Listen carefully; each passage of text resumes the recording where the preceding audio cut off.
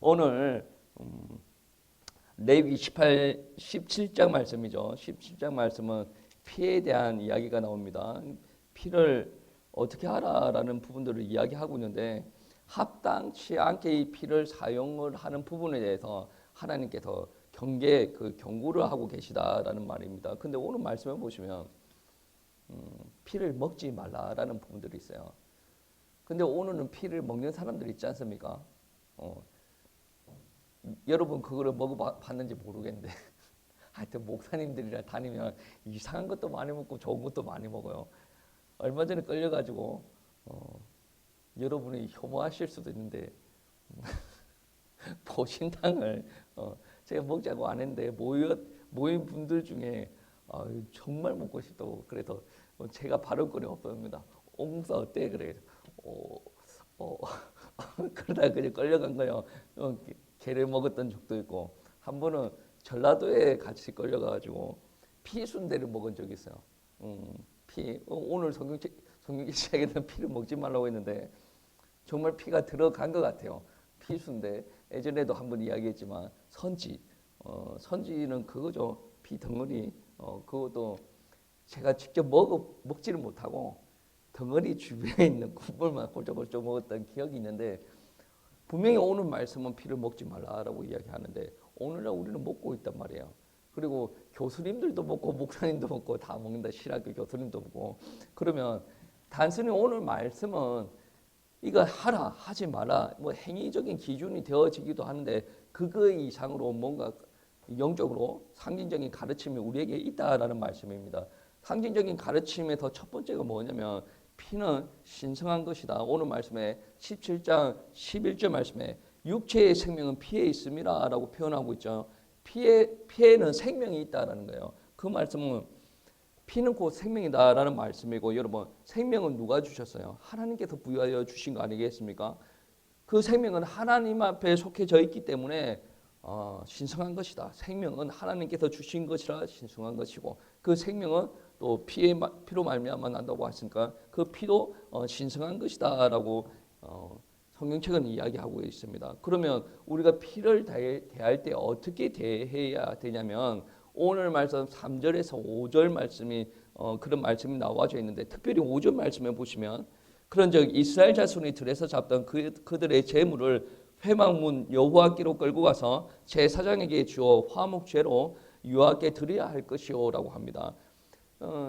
짐승을 잡을 때 재물을 드릴 때 아무 때서나 잡는 것이 아니라 회막문 앞에 와서 잡아야 된다라고 하나님께서 명령하십니다. 재물을 드릴 때 그 짐승을 잡고 피를 흘리는 자리는 딱 정해놨습니다. 회막문 앞에서 그렇게 하라라고 정해놨어요. 그런데 3절 4절 말씀을 보시면 어떻게 해야 하냐면 진영 밖에서 잡든 안에서 잡든 집 주변에서 잡든 그런 것을 하지 말아라. 그런 것을 하는 사람들은 피를 흘리는 자로 간주하겠다라고 이야기를 합니다. 근데 피를 흘리는 자는 다른 말로 표현하면 살인자라는 말이에요. 그러니까 이 백성에게서 끊어지게 하겠다라고 이야기하는 거예요. 그러니까 오늘 본문 말씀에서 피를 대할 때, 짐승을 대할 때는 하나님께서 명령하신 그것, 하나님 앞에 제물을 드리는 그런 용도 외에 함부로 피를 흘리게 하지 말아라라고 이야기합니다. 그리고 정해진 장소에서 그렇게 하라라고 이야기합니다.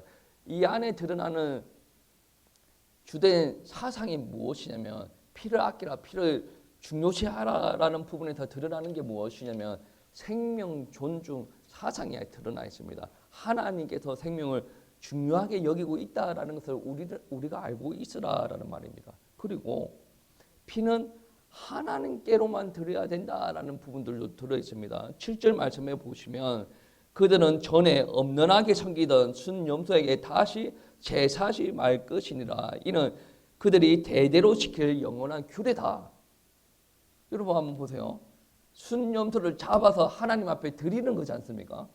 그런데 이스라엘 백성들의 그 고대 근동사에서 보면 이 순염소를 잡아서 드리는 것만 하는 것이 아니라 순염소를 숭배하는 모습들도 있었다 그래요. 그러니 오늘 말씀에서도 너희들이 대대로 지킬 규례인데 어떤 규례를 지켜야 되냐면 순염소를 숭배하지 말고 하나님께로만 온전히 드리는 일만 있어야 된다라는 말씀입니다. 그러니까 사람들이 살다 보면 창조물과 창조자를 헷갈리는 경우가 있어요. 우리가 숭배하는 분들이 누굽니까?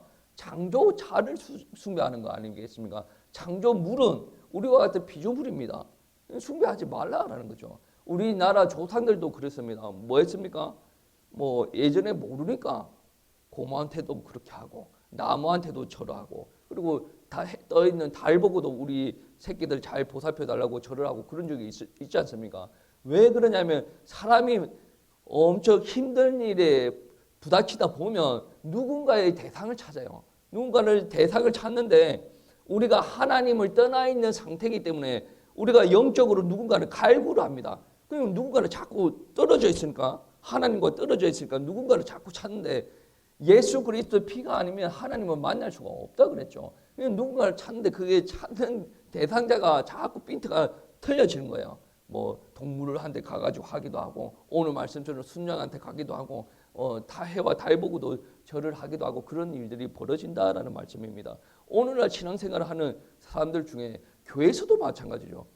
교회에서는 하나님 앞에 섬기라라고 우리 몸뚱아리를 줬는데 우리 몸을 줬잖아요.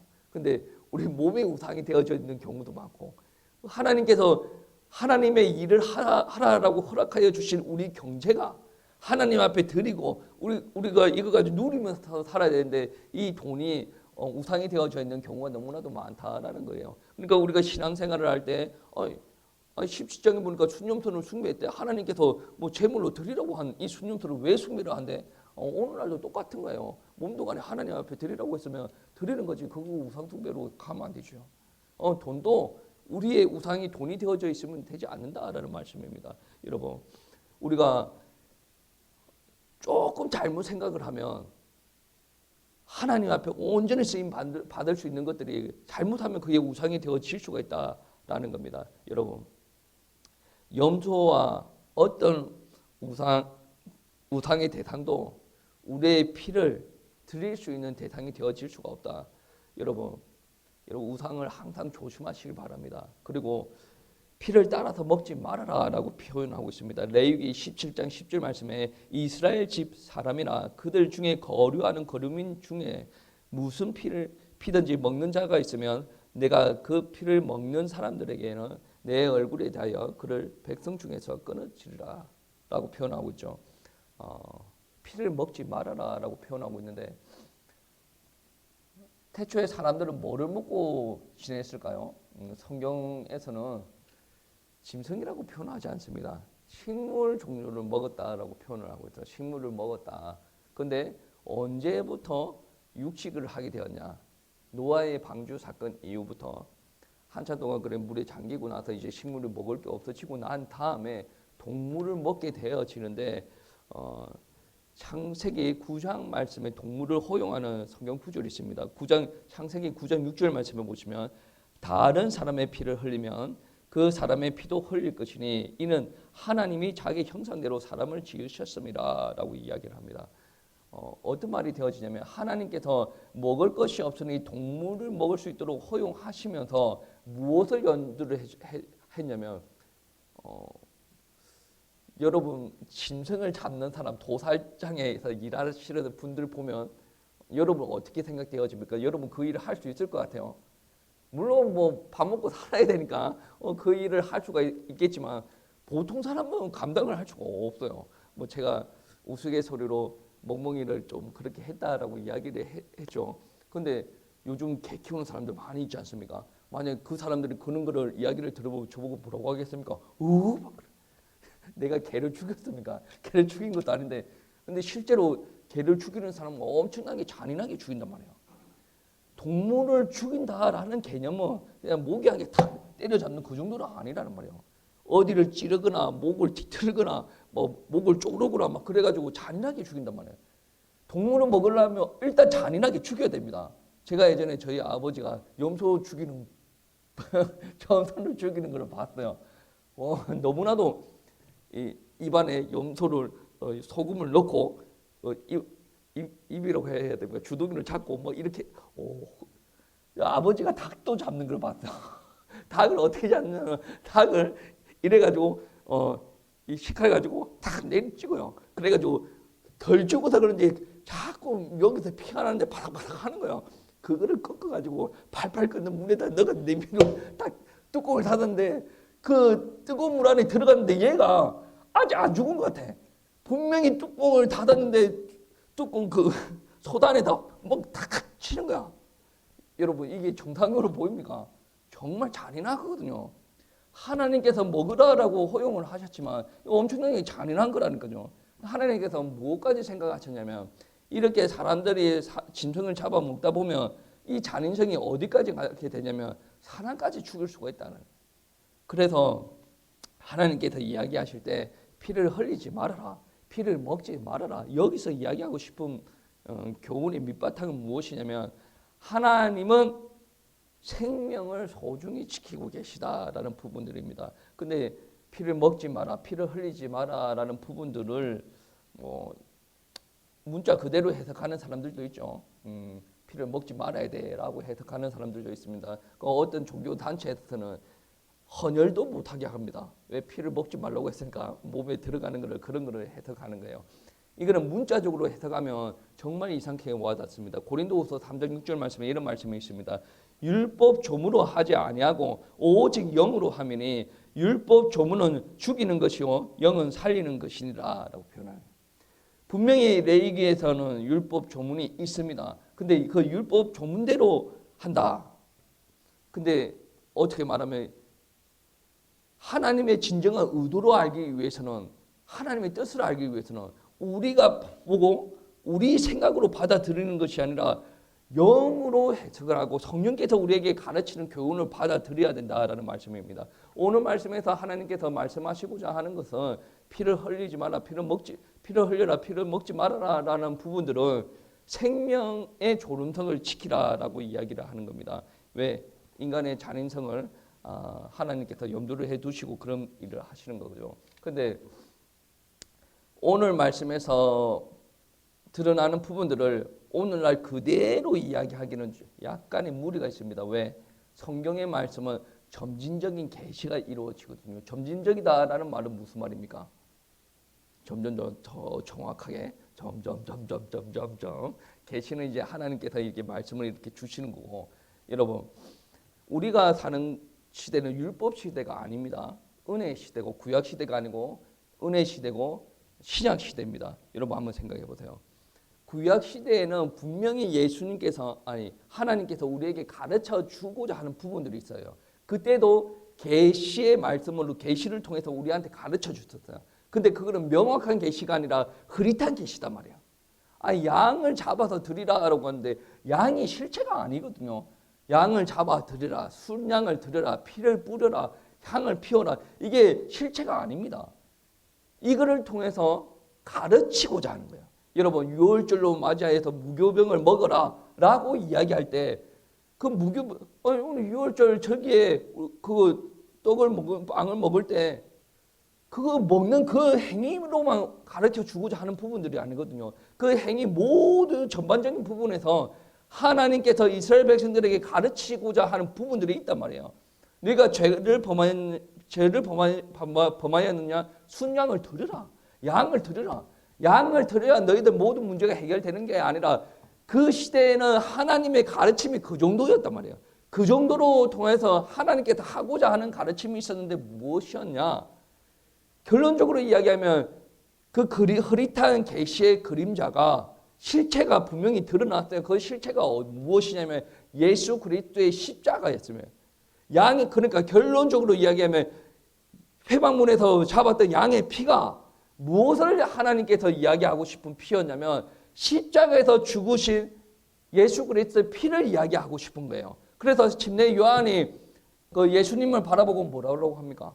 하나님의 어린 양이다라고 이야기하지 않습니까? 세상 죄를 지고 가는 하나님의 어린 양이다. 그 말이 그냥 지나가는 말이 아니라 예수님을 바라보고 구약 시대에 예언되었던 모든 말씀을 이루시기 위한 그 예수님을 그대로 바라본 거예요. 침례 요한 대단하신 분이죠. 오늘날 신앙생활을 하더라도 십자가를 보고도 신앙생활을 하는데도 그게 안 와닿는 사람들이 있습니다. 그런데 분명한 것은 구약의 흐릿흐릿한 계시가 십자가를 통해서 완벽한 실체로 드러났다라는 거예요. 근데 완벽한 실체로 드러났으면 이 구약의 흐릿한 계시가 이게 쓸데없었다라는 부분들은 아니죠. 이거는 무엇을 가르치기 위함입니까? 신약 시대에 드러난 이 실체를 가르치기 위함이지 않습니까?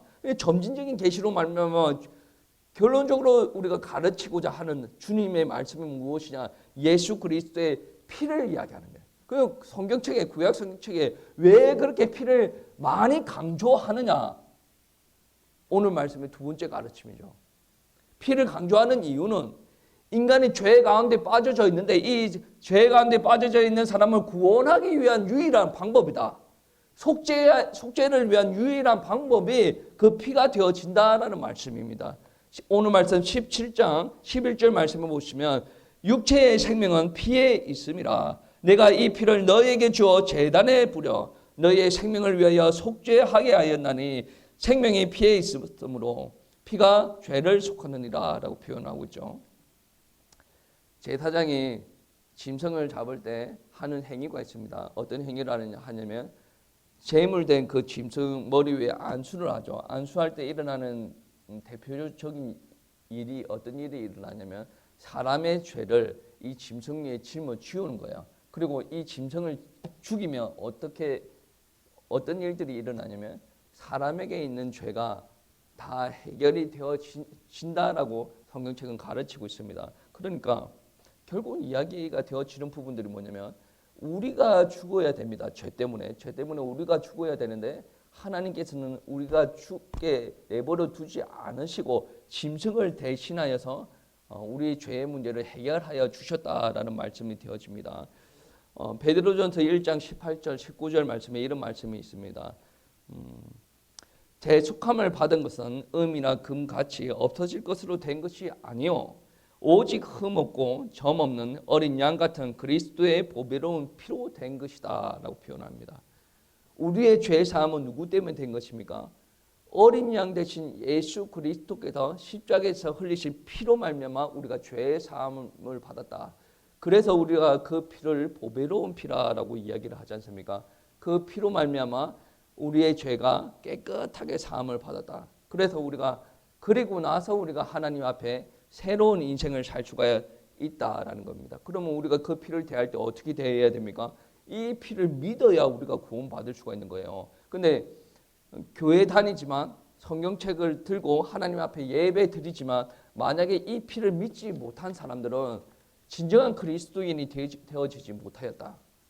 교회에 있지만 참된 회심을 경험하지 못한 사람이다라고 표현이 되어질 수가 있죠. 히브리서 9장 22절 말씀에 피 흘림이 없은즉 죄 사함이 없다라고 이야기를 합니다. 대속의 피 흘림이 있어야 우리 가운데 죄 사함의 은혜가 있는 겁니다. 아니 무슨 그런 일들이 있습니까? 라고 누군가 의문을 표를 할 수가 있어요. 근데 이거는 목사가 만든 것도 아니고 구약시대의 대제사장이 만든 것도 아니고 모세가 만든 것도 아니에요. 이거는 하나님께서 정하신 방법입니다. 하나님께서 너희가 죄 가운데 빠져 있는데 내가 그냥 너희 죄에 없다라고 하는 게 아니라 짐승의 피로 죄 사함을 받게 하겠다. 근데 결론적으로 이 죄 사함의 방법은 예수 그리스도의 십자가를 모형으로 두고 하나님께서 이렇게 죄 사함의 방법들을 우리에게 가르쳐 오신 것입니다. 그냥 하나님께서 뜬금없이 십자가에서 예수 그리스도로 박아놓고 이게 방법이야 라고 이야기한 게 아니에요. 구약 시대 때부터 계속 가르쳐 온 겁니다. 근데 양의 피를 보고 믿는 사람들은 구원받았다라고 이야기를 하는 겁니다. 그리고 우리가 이 피를 늘 은혜를 누리고 감격해야 되는데 우리들은 어떻습니까? 일생 상 가운데 들어가게 되면 너무 바쁘다 보니까 이 피의 언약을 잊어버리는 경우들이 많이 있죠. 그래서 성경 말씀은 이 피를 기념하라라고 이야기합니다.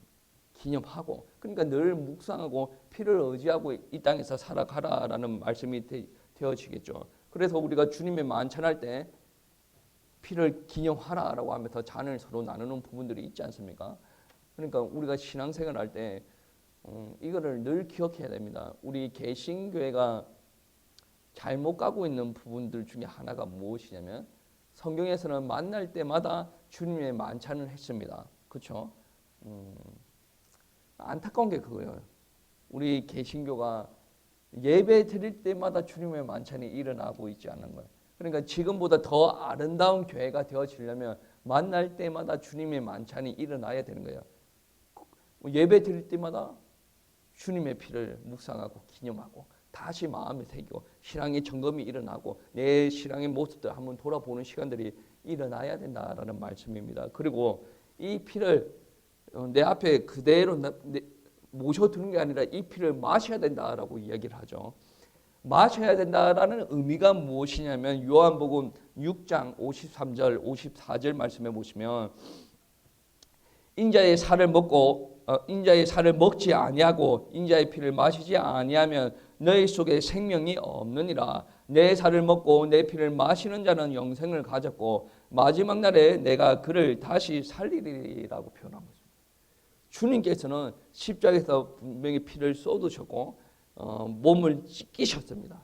그리고 주님께서 우리에게 말씀하시기를 이 피를 먹으라라고 합니다. 그리고 십자가 고난을 당하시기 전에 주님의 만찬이 있었죠.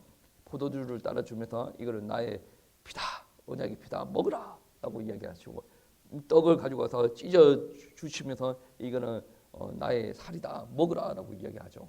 여러분, 피를 마셔라, 살을 먹으라라는 것이 의미하는 바가 무엇이겠습니까? 여러분, 교회 다니더라도 십자가가 나한테 안 와닿는 사람들이 있어요. 근데 여러분의 입을 열고 떡을 넣어요. 주님의 살을 넣습니다. 주님의 피를 붓습니다. 이 말은 무슨 말이냐면 우리가 신앙생활을 할 때 주님의 십자가가 남의 십자가가 아니라는 거예요. 나를 위한 십자가였다는 거예요. 그러니까 나를 위한 십자가였으니 내가 주님의 피를 예식을 통해서 먹고 떡을 먹으면서 정말로 그게 몸으로만 일어나는 것이 아니라 영적으로 정말로 주님께서 이루신 그 보혈의 피를 마시는 그 순간 마시는 일이 일어나야 우리가 하나님의 자녀가 되어지고 내가 죄의 사함을 받는다라는 이야기를 지금 하고 있는 것입니다. 여러분, 십자가 일은 나의 사건이에요. 주님께서 고초를 치르셨지만 나의 사건입니다. 왜 그러냐면 내가 그 십자가에서 죽어야 되는데 나를 죽이지 않고 하나님께서 하나님의 아들이신 예수 그리스도를 죽였다라는 말씀이 되어집니다. 그래서 여러분은 늘 주님의 피를 마시는 자가 되어야 되고 주님의 살을 늘 먹는 사람이 되어줘야 됩니다. 여러분, 육신적으로 음식도 많이 좋아하지만 하나님께서 주시는 영적인 양식 찾으시기 바랍니다. 그리고 주님께서 주시는 살과 피를 늘 공급받고 먹는 우리 주님의 백성들이 되시기를 축복합니다. 그 피로 말미암아 저와 여러분은 다시 세워졌어요. 새로운 피조물이 되었다. 재창조가 되어졌다라는 말씀입니다. 예전에는 죄 가운데 살았다면 지금은 죄 가운데 있던 우리들을 생명으로 옮겨졌다라는 말씀입니다. 이거를 믿으시기 바랍니다. 이 감격이 여러분이 온전한 신앙생활을 하게 만듭니다. 이 감격으로 말미암아 감사한 마음을 가지시고 또 한 주 동안 승리하시기를 축복합니다.